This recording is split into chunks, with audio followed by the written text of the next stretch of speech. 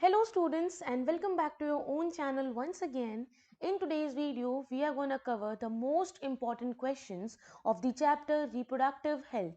Reproductive health से पहले already sexual reproduction in flowering plants as well as human reproduction chapter की questions uploaded है channel पर. अगर आपने वो videos नहीं देखी हैं तो प्लीज़ उन वीडियो को ज़रूर देखिए. आप लोगों को आपकी क्लास 12th बायोलॉजी की प्रिपरेशन में बहुत ज़्यादा हेल्प करने वाली है ये वीडियोस, बिकॉज इन सभी वीडियोस के अंदर मोस्ट इंपॉर्टेंट क्वेश्चंस मैं आप लोगों को डिस्कस कर रही हूँ आप लोगों के साथ.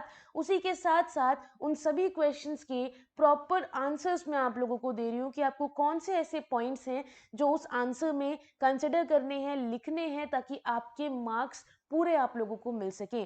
अगर वीडियो पसंद आता है तो लाइक और शेयर करना ना भूलें. उसी के साथ साथ आगे आने वाली कई वीडियोस के लिए प्लीज चैनल को सब्सक्राइब जरूर कर लीजिए और बेल नोटिफिकेशन को जरूर प्रेस कर लीजिएगा ताकि जो भी मैं वीडियो अपलोड करूंगी उसकी नोटिफिकेशन आप तक सबसे पहले पहुंचे. तो चलिए यहाँ पर शुरू करते हैं आज की इस वीडियो को बिना किसी देरी के. एक चीज मैं आप लोगों को बताना चाहूंगी कि दोनों ही वीडियोस ह्यूमन रिप्रोडक्शन और sexual reproduction in flowering plants दोनों ही चैप्टर्स के इंपॉर्टेंट क्वेश्चंस की वीडियोस का लिंक आपको डिस्क्रिप्शन बॉक्स के अंदर मिल जाएगा. और यहाँ पर मैं जितने भी क्वेश्चंस आप लोगों को करवाऊंगी वो सभी मार्किंग स्कीम के अकॉर्डिंग करवाऊंगी ताकि आप लोगों को ये आइडिया ज़रूर हो जाए कि आपको किस तरह से क्वेश्चंस के आंसर करने हैं और अगर 1 मार्क में कोई क्वेश्चन पूछा है तो आपको कितना लिखना है और अगर वही सेम क्वेश्चन 2 मार्क में पूछ लिया जाए तो आपको कितनी इंफॉर्मेशन लिखनी है. तो चलिए शुरू करते हैं. सबसे ज़्यादा इंपॉर्टेंट है रिप्रोडक्टिव हेल्थ में जो आपकी फुल फॉर्म्स आ जाती हैं, ये बहुत ज़्यादा पूछी जाती हैं. तो 1 मार्क में आपसे पूछा जा सकता है कि फुल फॉर्म्स बताइए. GIFT, ICSI और IUCD, मैंने ये कुछ फुल फॉर्म्स लिए हैं जो कि इंपॉर्टेंट हैं. आप बाकी फुल फॉर्म्स को भी देख सकते हो. ये मैंने वो क्वेश्चंस लिए हैं जो रिपीटेटिव मोड में आ रहे हैं एग्जामिनेशन में और ये आपसे पूछे जा सकते हैं. तो सबसे पहले GIFT की क्या होगी? Gamete intrafallopian transfer. ओके.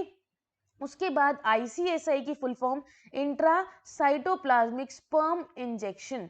उसके बाद थर्ड है IUCD, intra uterine contraceptive devices. Okay.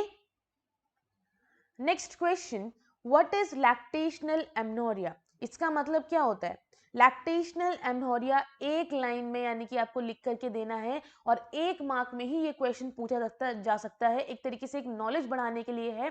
ठीक है, तो आप क्या करोगे? It refers to absence of menstruation during period of intense lactation. Lactation के टाइम पर जब मेंस्ट्रुएशन नहीं होता उसे कहते हैं लैक्टेशनल एमनोरिया. ओके. उसके बाद थर्ड है, what is the WHO's interpretation of reproductive health? WHO ने रिप्रोडक्टिव हेल्थ का मतलब क्या बताया है? WHO ने बताया है रिप्रोडक्टिव हेल्थ का मतलब होता है किसी भी पर्सन का टोटली सही होना सभी रिस्पेक्ट्स में, यानी कि फिजिकली भी, इमोशनली भी और बिहेवियर और सोशल तरीकों से, दोनों ही मतलब इन सभी तरीकों से, इन ऑल रिस्पेक्ट्स उस पर्सन को सही तरीके से हेल्दी होना होगा, physically, mentally, behaviourally and socially. Okay. So next question है, after a successful in vitro fertilisation, एक सक्सेसफुल इन विट्रो फर्टिलाइजेशन के बाद जो फर्टिलाइज्ड एग है it begins to divide and where is this egg transferred before it reaches to the 8-celled stage and what is this technique called? Obviously जब in vitro fertilization करवा दिया गया है उसके बाद उस fertilized egg को शुरुआत की कराई जाती है उसकी डिविजन की. नाउ जब वो एग ट्रांसफर हो रहा होता है, ट्रांसफर होने से पहले before it reaches to the 8-celled stage वो कहाँ ट्रांसफर किया जाएगा और उसके अलावा व्हाट इज द टेक्निक जिससे हम ये सारी चीजें कर रहे हैं. तो सबसे पहले उसे ट्रांसफर किया जाएगा फेलोपियन ट्यूब में, उसके बाद वो 8-celled स्टेज में पहुंचेगा. आफ्टर दैट ये जो पूरी टेक्निक चल रही है this technique is known as zygote, यानी कि एग को फर्टिलाइज कर दिया है. फर्टिलाइज करने के बाद एग क्या कहलाता है? जाइगोट कहलाता है. जाइगोट इंट्राफेलोपियन, यानी कि हमने कहाँ ट्रांसफर किया है? फेलोपियन ट्यूब में ट्रांसफर किया है, तो इंट्राफेलोपियन ट्रांसफर. उसके बाद आपको एक ओरल कॉन्ट्रासेप्टिव का नाम बताना है जो कि लखनऊ में बनाई गई थी बाय CDRI. ठीक है, तो दैट इज सहेली। ये बहुत इंपॉर्टेंट है, सहेली, निरोध, ये सारी चीजें आपसे 1 मार्क में पूछी जाएंगी। और ये मैंने जब आपको इंपॉर्टेंट टॉपिक्स बताए थे पर चैप्टर, मैंने उसमें भी आप लोगों को मेंशन किया था कि ये चीजें आपको नहीं छोड़नी है। आ जाते हैं सेकंड मार्क के क्वेश्चन में, यानी कि 2 मार्क के जो क्वेश्चंस आपसे पूछे जाएंगे। Briefly explain 2 natural barriers for birth control. Natural barriers आपको बताने हैं बर्थ कंट्रोल के लिए। तो सबसे पहले पीरियोडिक एब्सिस्टेंस में आ जाते हैं। इसका मतलब क्या है, कपल को अवॉइड करना चाहिए कोइटस यानी कि intercourse from the 10th to 7th day of the menstrual cycle, यानी कि मेंस्ट्रुअल साइकिल के अकॉर्डिंग नेचुरली बर्थ कंट्रोल किया जा रहा है। कोई extra contraceptive pills and all ये सब नहीं लिया जा रहा है। और अगर मेल पार्टनर के उसमें देखें तो मेल पार्टनर जो है he can withdraw his penis from the vagina just before the ejaculation of semen. Okay तो ये चीजें बहुत ज्यादा इंपॉर्टेंट हैं। आप लोगों को ये नेचुरल बैरियर्स के बारे में ध्यान रखना है। अगर आपसे नेचुरल बैरियर्स पूछा जा रहा है तो आप ये दोनों मेथड्स लिखेंगे, और अगर आपसे कोई कॉन्ट्रासेप्टिव वाले मेथड्स पूछे जा रहे हैं तो आप आगे मैं जो आपको क्वेश्चंस के आंसर बताऊंगी उसके अकॉर्डिंग आंसर करेंगे। ओके आ जाते हैं अब गिफ्ट का। आपसे गिफ्ट नहीं है ये, ठीक है, गिफ्ट का आप लोगों से एक तरीके से फुल फॉर्म पूछ लिया गया है, लेकिन यहां पर पूछा जा रहा है भाई इसका मतलब भी क्या है, आपको उसका रीजन भी बताना है कि इसको क्यों यूज किया जा रहा है, कहाँ यूज किया जा रहा है। So it is the introduction. Gift का मतलब क्या है, इंट्रोडक्शन कराना 2 अनफर्टिलाइज्ड oocytes को और कुछ स्पर्म्स को into the fallopian tube of a woman. ठीक है, जिस भी मदर की फेलोपियन ट्यूब में आप इनको इंट्रोड्यूस कराना चाहते हो आप उसमें इंट्रोड्यूस कराओगे लेप्रोस्कोप की मदद से। नाउ ये जो एग हैं ये उस लेडी के भी हो सकते हैं और डोनर लेडी के भी हो सकते हैं। ओके नाउ जो स्पर्म होंगे वो हस्बैंड के भी हो सकते हैं और डोनर के भी हो सकते हैं, राइट। तो फर्टिलाइजेशन तो इन वीवो करा दिया है, उसके बाद जो डेवलपमेंट होगा फीटस का वो होता है नेचुरली। सिर्फ फर्टिलाइजेशन, यहाँ पर जो आपका स्पर्म आता है, स्पर्म के साथ फर्टिलाइजेशन होगा एग का और उसके बाद जाइगोट बनेगा, यानी कि फर्टिलाइजेशन तो बाहर कराया गया है लेकिन जो उसके बाद जो डेवलपमेंट होती है एम्ब्रियो की, फीटस की, वो नेचुरली ही होगी within the 9 months in the fallopian tube in the uterus. Okay how does copper T act as a contraceptive, बहुत इंपॉर्टेंट है। कोई आपसे कॉन्ट्रासेप्टिव पूछेगा तो आप सहेली के बारे में तो लिखेंगे ही लेकिन कॉपर टी के बारे में भी लिखेंगे। So it is an intrauterine device having ionised copper. ठीक है, ये एक इंट्रायूट्राइन डिवाइस है which is having ionised copper. इसके पास कॉपर प्रेजेंट होता है, ये कॉपर डिफ्यूज हो जाता है यूट्रस में and it release the toxic cytokines, जिसकी वजह से ये साइटोकाइन इनहिबिट कर देते हैं स्पर्म की मोटिलिटी को और स्पर्म जो है फर्टिलाइज नहीं कर पाएगा उसके बाद ओवम को। ठीक है, तो इस तरीके से कॉपर टी जो है वो वर्क करती है। आपको यहाँ पर कुछ मेथड्स दिए गए हैं बर्थ कंट्रोल के, आपको इनके एग्जांपल्स बताने हैं। बैरियर मेथड में कॉन्डम आ जाएगा, आईयूडी में कॉपर टी आ जाएगा, यानी कि जो जिसके बारे में अभी हमने पढ़ा। सर्जिकल टेक्निक में वैसेक्टोमी या tubectomy, vasectomy in male, tubectomy in female. And उसके बाद एडमिनिस्ट्रिंग हार्मोन, यानी कि हार्मोन की वजह से अगर हम डिसबैलेंस करें और फर्टिलाइजेशन होने से रोके तो वो होता है ओरली पिल का कंजप्शन। ओके अब हम आ जाते हैं mention any 4 objective of RCSHC। This is the most important topic after the contraceptives कि आपका reproductive and child health care के ऊपर वैल्यू बेस्ड क्वेश्चन जरूर बन सकता है।